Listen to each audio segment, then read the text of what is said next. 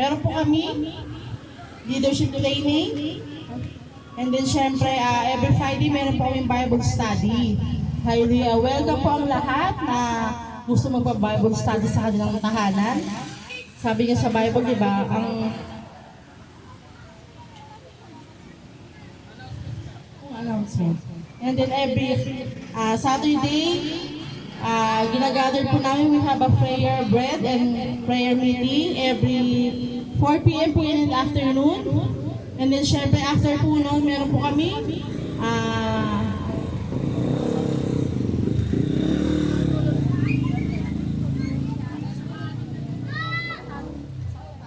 Sunday para meron din kami Sunday service.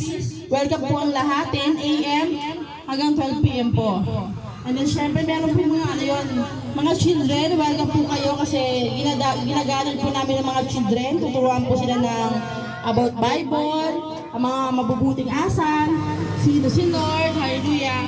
And then syempre after po nun, 4 p.m. po, meron po kaming deliverance and encounter. You're always welcome po dito po sa Word of Life Worship Center, Caloocan. So let's na po, tinatawagan po namin ang aming pastor, si Pastor Jeff, upang magbahagi ng maikling mag-share po siya ng Word of God.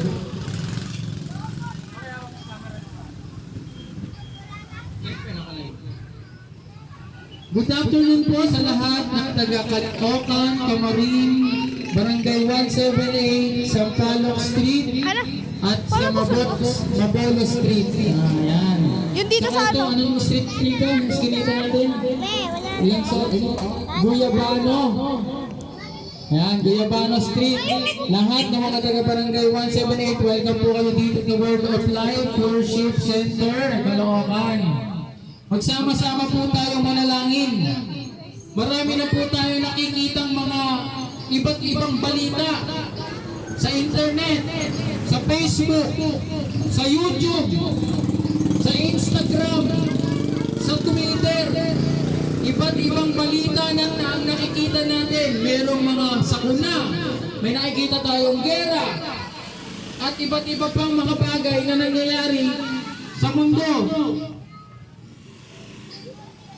Grabe yung echo ko. Kaya po sama-sama po tayo manalangin tuwing Sabado. Meron po tayong prayer. Saturday, 4 p.m. may prayer po tayo. Welcome po kayo. Sama niyo ang inyong nanay, tatay, lolo, lola. At sabay-sabay tayo manalangin sa Panginoon na ngayong 2025 tayo ay protektahan